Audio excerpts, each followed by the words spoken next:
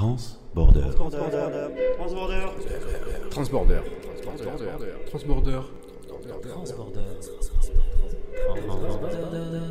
Transborder. Les savoirs suspendus des bibliothèques. Bienvenue dans le podcast Transborder, les savoirs suspendus des bibliothèques. Ce mois-ci, nous mettons en lumière le festival Le Bon Air, qui va hisser la grande voile dans nos bibliothèques. Les décibels vont claquer haut et fort, avec au programme des initiations à des ateliers DJ au mois de mai. Autour de moi se trouve donc Romain de la structure Savon Noir et Valère, si j'ai bien entendu. Aka Ravel. Voilà. Aka Ravel, tout Donc, à fait. tu animes des ateliers DJ, c'est ça ? Oui, c'est ça. C'était la première fois avant-hier, mais oui. Donc, le festival Le Bon Air est bien ancré dans le paysage marseillais, avec une grosse programmation musicale et un bel anniversaire à célébrer cette année, puisque vous fêtez vos 10 ans. Donc, à ce que j'ai bien compris, vous êtes plusieurs structures complémentaires. Il y a Bipol, Savon Noir, avec un rôle, je présume, bien précis. Tu peux nous expliquer un peu Carrément, ouais. La différence entre les deux structures, comme je disais, donc c'est deux structures qui ont la même activité. Donc, ce sont deux agences d'artistes avec un roster d'artistes. Il y a une vingtaine d'artistes chez Savon Noir et je pense une bonne cinquantaine d'artistes chez Bipol. Chez Savon Noir, on a une identité assez méditerranéenne avec des artistes à la fois très locaux de Marseille, mais aussi des artistes nationaux, voire internationaux. Et nos deux structures, Bipol et Savon Noir, organisent aussi un festival. Donc, il y a le festival Le Bon Air pour Bipol et le festival Basse Fréquence pour Savon Noir. D'accord, ok. Ouais, Du coup, il y a une couleur musicale différente des deux structures ou c'est plus une question d'origine On essaie d'avoir une identité assez différente. Pour le festival Basse Fréquence, on est dans un lieu qui est déjà très atypique parce que c'est le Stadium de Vitrolles, qui est une des premières créations de Rudy Ricciotti, qui a un grand blockhouse des années 90 avec des hauteurs sous plafond de 15 mètres de haut, avec plus de 20 000 mètres carrés d'espace, une ancienne friche complètement désaffectée. Propice à la trance musicale, quoi. Ouais, exactement. Ouais. Donc on a été vite abandonné le projet du Stadium de Vitrolles et là il est réhabilité depuis 3 ans. Ouais, c'est très récent. C'est une sacrée histoire cette salle de concert tout à fait. Stadium de Vitrolles. Exactement. Un petit passage politique assez exactement. funky. Ça témoignait beaucoup du climat politique qu'il y a pu y avoir à Vitrolles. Et ce projet, il est né comment, du coup ? Au Stadium de Vitrolles ? Dans la genèse, Le Savon Noir. Le Savon Noir, Savon Noir, en fait, avec mon associé Loïc Carando, on organisait déjà des événements dans des lieux atypiques de la région sud, avec une association qui s'appelle Toujours Paréa. Et suite à ça, on a découvert qu'il y avait un besoin d'accompagnement sur des artistes émergents. Et tout de suite, nous est venue l'idée de créer une agence d'artistes pour accompagner ces artistes. Et là, ça fait 3 ans que le projet est en route. Et on essaye vraiment de s'implanter sur le territoire, à la fois en accompagnant les artistes, mais aussi en essayant de faire des actions culturelles, notamment comme les ateliers mix qu'on organise dans les différentes bibliothèques et médiathèques de Marseille. À la base, il y avait un manque de structuration pour la scène électro. Il y avait une structuration pour la scène électro. Est-ce qu'il y avait un manque ? Un manque ? Ouais.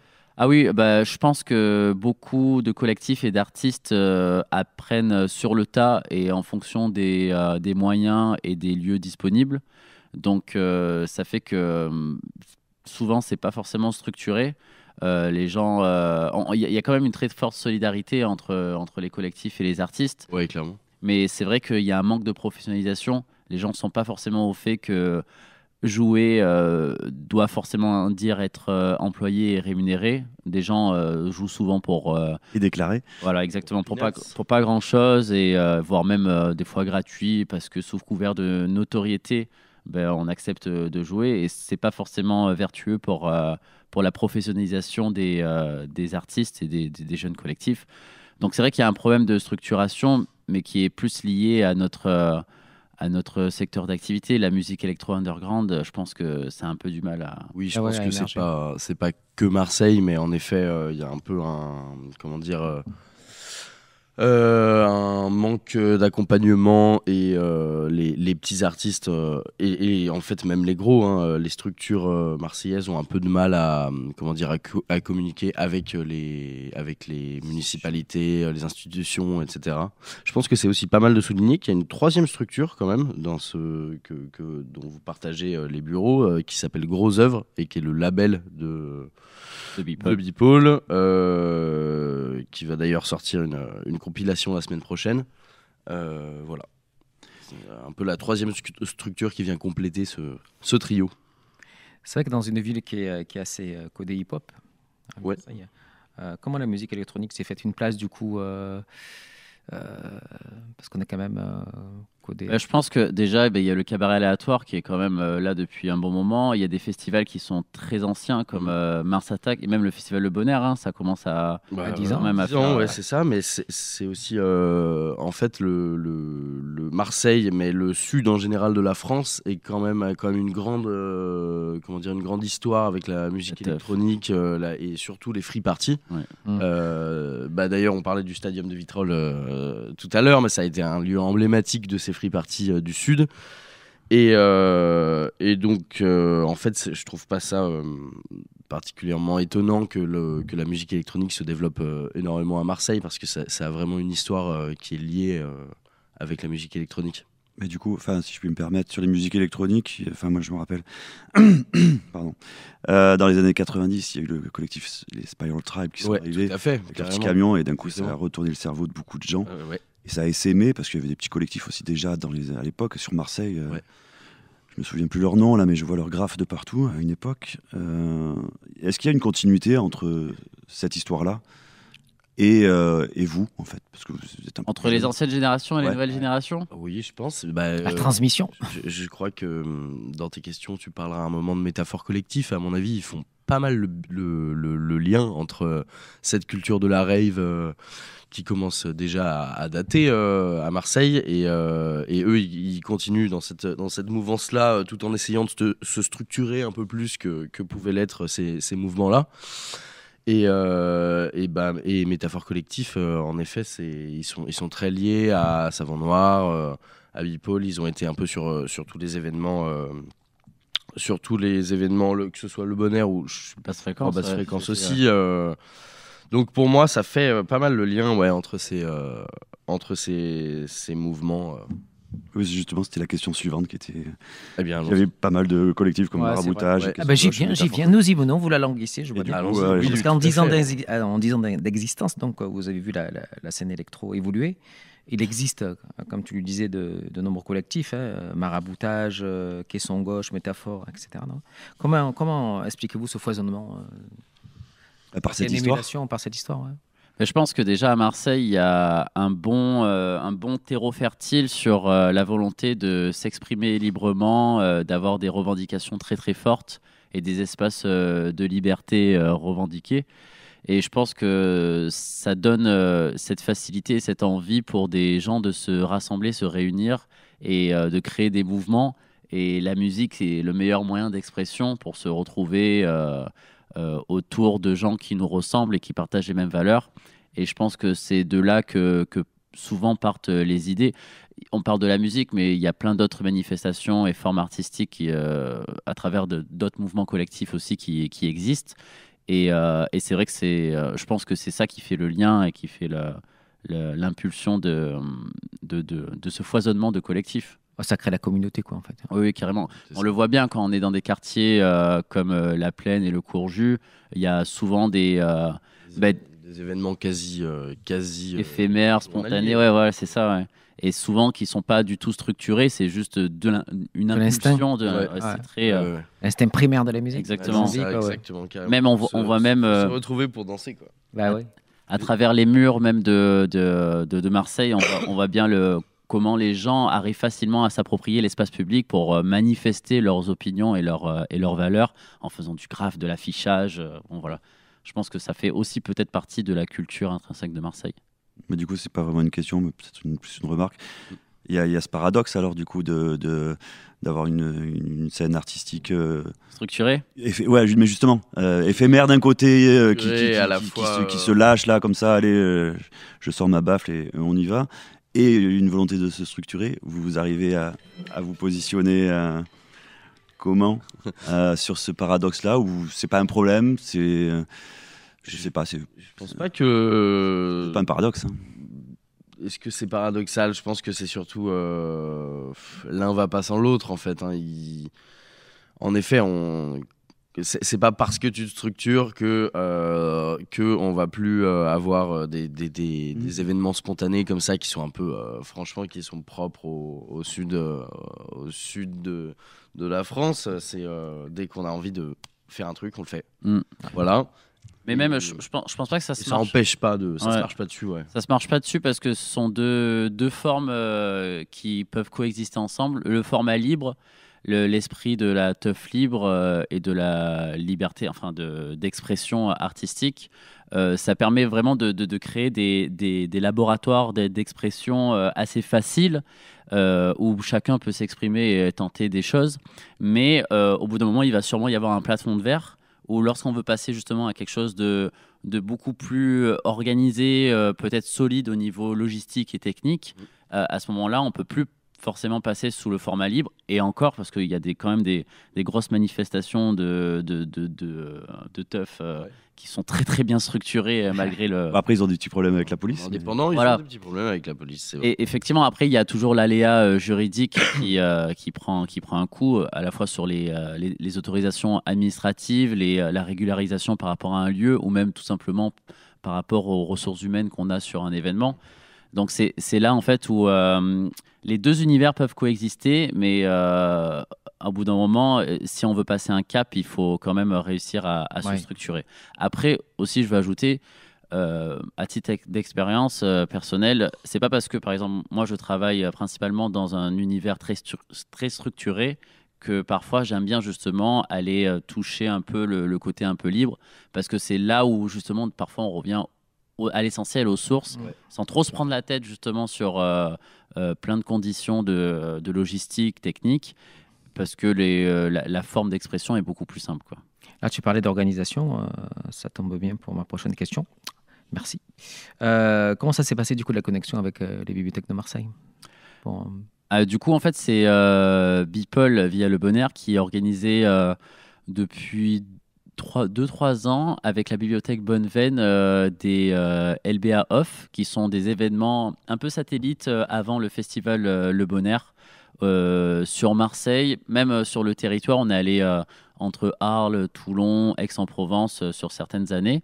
Et l'idée, c'est de proposer des rencontres avec le public local du festival Le Bonheur sur des temps forts en amont.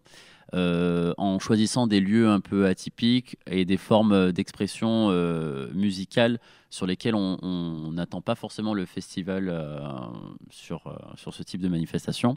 Et c'est pour ça qu'on a proposé, on a eu la chance de rencontrer Olivier Scalia, du coup, de la bibliothèque Bonneveine.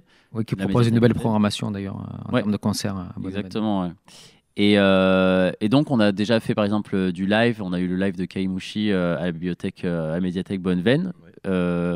Et aussi, nous est rapidement venue l'idée de proposer des ateliers d'initiation au mix pour les enfants, parce que c'est le meilleur moyen à cet âge-là d'essayer de montrer que ce que nous faisons, c'est un métier. C'est pas forcément de l'amusement. La pédagogie, il reste beaucoup d'amusement. C'est une question qui revient souvent, enfin qui est revenue sur les 2 sessions que j'ai faites. Et c'était marrant de voir ça. Bonneveine, c'est dès le début, mais la bibliothèque MJC. Pardon, désolé, la médiathèque d'ailleurs, la médiathèque Bonneveine. C'est que les enfants ils me disent mais c'est un vrai métier, donc je leur explique que oui, et ils me demandent aussi donc. Tu gagnes de l'argent Et que oui aussi. On peut avoir un métier et que ça soit pas forcément une torture. Que ce soit fun, plaisir. Ouais, c'est ça, tout à fait. Mais c'est ça, c'est faire prendre conscience aux enfants qu'il peut y avoir une vraie projection dans un métier artistique. Et je pense que on espère que ça puisse ouvrir des vocations. Quand vous dites enfant, c'était quel âge à peu près? Là, c'était de 9 à 13 ans. Okay. Il y en avait 8 ans aussi. Qu'est-ce que tu as comme matériel en fait du coup des platines. Ouais. Donc là c'était 2 platines et ce qu'on appelle une mixette quoi. Mais vinyle du coup? Non, pas vinyle. Non. Là, c'était pas vinyle. Et ce qui est chouette, ouais. c'est que par contre, ça. Donc moi, je viens avec ma clé USB où j'ai énormément de musique dedans, mais on peut aussi lire des CD. Donc, ce qui est sympa dans une médiathèque, ce qui fait que les enfants ont pu aller choisir énormément de musique et découvrir ça ensemble. Disons qu'en termes de pédagogie, c'est bien pour eux. Quoi. Ah oui, ils investissent la bibliothèque de manière différente. Exactement. Avec le jeu, avec ça fait le lien entre comment réussir à trouver autour de soi matériellement des supports qui permettent d'écouter de la musique et les mettre justement sur ces platines. Et puis ça a mis en valeur aussi justement la collection de la médiathèque Bonneveine. En fait, ils ont énormément de références, ils ont des super trucs et des nouveaux arrivages tout le temps. Donc, au début de chaque session, les enfants ont pu aller choisir soit des choses qu'ils connaissaient et qu'ils adoraient, soit des nouveaux CD pour découvrir ensemble. Ils ont expérimenté en fait. Ouais, exactement. Ouais, c'est bien, ouais. Donc, vous aimez, comme tu le disais tout à l'heure, programmer dans des lieux particuliers. Hein. Donc, je pense à la friche de la Belle de Mai, ancienne manufacture de tabac. Vous aimez les lieux novateurs. Marseille, de ce fait, elle a un beau spot pour faire des soirées dans des lieux qui sont magnifiques. Marseille est un bon spot avec beaucoup de perspectives d'évolution, mais pour l'instant qui reste encore très, très faible en termes de propositions de lieux adaptés. Et c'est d'ailleurs un des plus gros problèmes par rapport aux différents collectifs et artistes, c'est parce que ça court pas les rues, les lieux qui peuvent accueillir des événements, des événements surtout adaptés à la musique électronique et au format de la club culture. Ouais. Parce que souvent les gens se retrouvent dans des bars qui finissent assez tôt, avec des systèmes son qui sont pas du tout adaptés, des conditions d'accueil qui sont un peu médiocres. Et des scènes club comme on peut retrouver à Paris ou dans d'autres capitales du monde. C'est vrai qu'à Marseille, il n'y en a pas beaucoup. Ouais. Donc nous, ce qu'on essaye de faire, effectivement, on a la chance d'être à la friche de la Belle de Mai, résident frichiste. Donc on a les moyens d'avoir des bonnes connexions pour avoir des autorisations comme le Festival Le Bon Air pour investir la friche pendant plusieurs jours pour un festival. Mais aussi, on a essayé de développer des collaborations avec les institutions publiques, locales. Et notamment, par exemple, on organise des événements à la Citadelle de Marseille. On a déjà fait des parades musicales sur la Corniche pendant la Voie est libre, des open air à la Vieille Charité. Bon, voilà, je parlais de spots là au bord de la mer. Hein, ouais. C'est royal, quoi. Ouais. Ben, Marseille est aussi un bel endroit pour proposer des formats open air. Et je pense que c'est même dans la culture de la ville, je pense. Mais c'est vrai qu'on a... on est quand même la deuxième ville de France et on a autant de clubs que Mont-Soleil-Mines, quoi. Donc... tout le reste là pendant mais tout à fait. Et du coup, on est un peu obligé en fait d'investir des lieux atypiques parce qu'il faut réussir à trouver des lieux en fait. C'est ça qui crée excuse-moi Raphaël, mais c'est ça qui crée la magie aussi. Hein. Ouais. Comme je vois en bibliothèque, il faut innover, absolument. Ah ouais, donc du coup, pas tellement faire autrement, sinon. De la contrainte peut naître quelque chose de chouette. Mais le problème des salles musicales me semble pas forcément limité à la musique électronique. Non. De salles de concert. Tout à fait. Et puis on a des trucs qui ferment et qui sont pas remplacés aussi. C'est ça. Donc, on l'a vu récemment avec. Moi, il y avait une phrase de Hayam que j'adorais, c'est que Marseille se rêve en Barcelone et passer 10h du soir, ça devient Barcelonnette. Quoi. Oui, voilà. Exactement. Tout à fait, exactement. c'est toujours aussi. Avec tout le respect que j'ai pour Barcelone. Comme je vous le disais en préambule, un bel anniversaire se prépare, hein, donc les 10 ans. Donc je présume, je le sens au fond de moi qu'il y a une programmation de feu qui nous attend. Vous pouvez nous en dire un peu plus? Ouais. Tout à fait. Il y aura plein de belles surprises. Bon, déjà, sur les têtes d'affiche du Festival Le Bon Air, on a Aneta qui vient en tant que résidente. Qui revient même. Qui revient, ouais, c'est pas la première fois qu'elle vient à... C'est vrai, ça commence à être une habituée, et on commence à bien la connaître. Et cette fois-ci, elle va proposer un format de résidente sur le festival.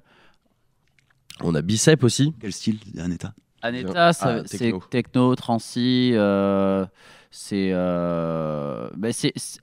fait partie un peu de cette nouvelle génération qui a bien popé là, ces dernières années. Ouais. Et elle a une belle notoriété au niveau national sur la scène électro. Ouais, elle témoigne bien du courant techno, du courant que prend la techno en ce moment, qui renoue un peu avec la trance, avec des sons très organiques, très quoi. Très cool. Très profond. Profond, ouais, tout à fait. Il y avait Bicep aussi, tu disais. Il y a Bicep aussi, ouais, carrément. On a découvert d'ailleurs avec Raphaël, une petite aparté. Alors, ça vous a plu? Très bon. Ouais, c'est bien. Il les connaissait, il m'a fait. J'ai leur vinyle. Ah, yes. Ouais, qui fait une espèce, alors techno, je sais pas si c'est le terme, mais électro, breaké, très onirique, très planant, mais avec ils ont un art de la mélodie hyper maîtrisé. Leur premier album, il y avait le sample des Mystères des voix bulgares. Ah ouais, carrément. J'écoutais quand j'étais minot. Ouais, tout à fait. Le Mystère des voix bulgares. Là, je me suis dit, eux, ils sont dans tous les cas, ça. J'ai vu chanter tout seul dans la rue. Ah ouais, ça fait hérisser les poils sur les bras et mettre la larme à l'œil, ça. Hein. C'est ça. En tout cas, merci beaucoup pour votre présence. Avec grand plaisir. C'est plaisir de vous recevoir et à bientôt. Donc les dates du festival? C'est le 6, 7 et 8 juin. Exactement, tout à fait, avec une grande place faite à la scène locale aussi. C'est vrai. Allez voir la prog. Et Valère va jouer sur le festival. Je vais jouer tout à fait sous le nom de Ravel, du coup. C'est ça, sous le nom de Ravel, en back-to-back avec une super DJ géorgienne qui s'appelle Salomé. Ça va tartiner. Allez, à pas manquer. Merci beaucoup les gars. Merci. Merci à vous.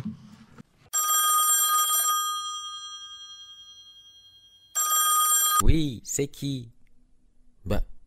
C'est la parole du lecteur. Je m'appelle Agnès, je suis actuellement à la bibliothèque de la Grognarde. Je fréquente cette bibliothèque depuis environ 4 ans. On y va une fois par semaine avec mes 3 enfants. Alors moi, essentiellement, je vais prendre des romans policiers ou des romans. Là, depuis quelques temps, je commence à lire un peu de la new romance et que je découvre ici à la bibliothèque.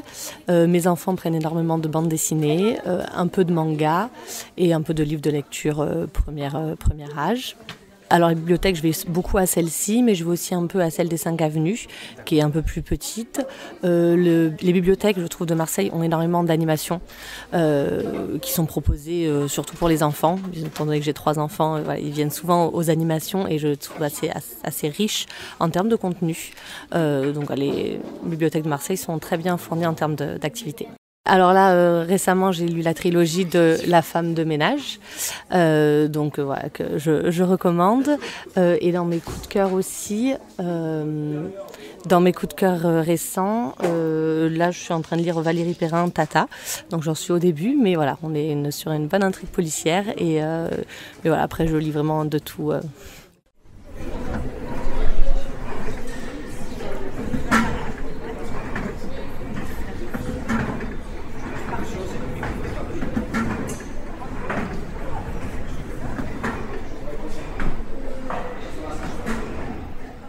La chronique du bibliothécaire.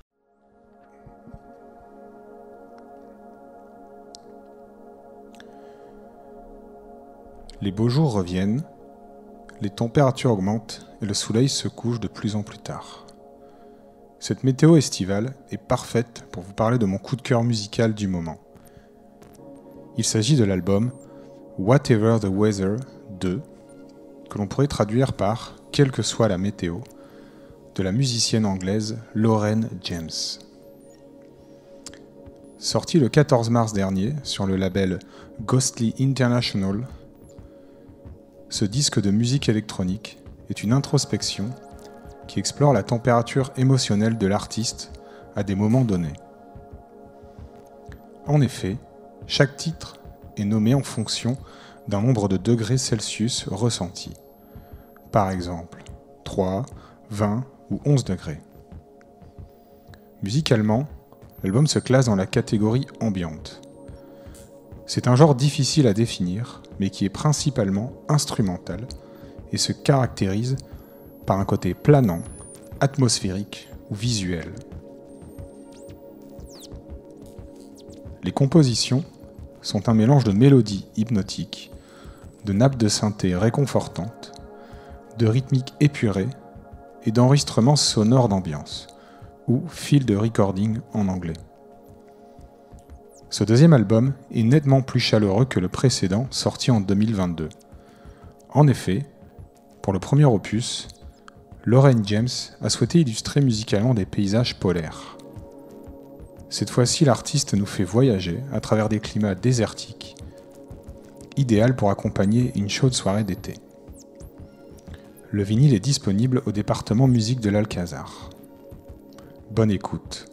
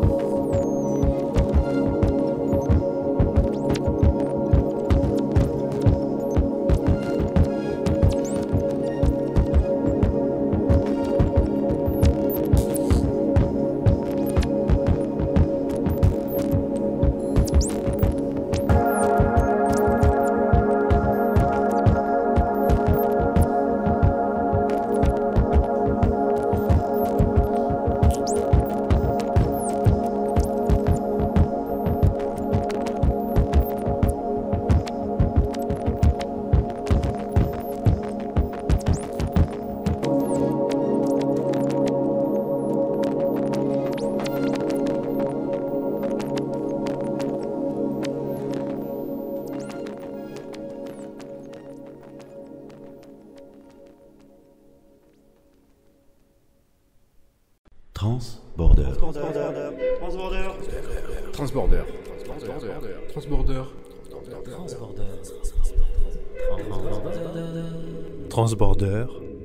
Les savoirs suspendus des bibliothèques.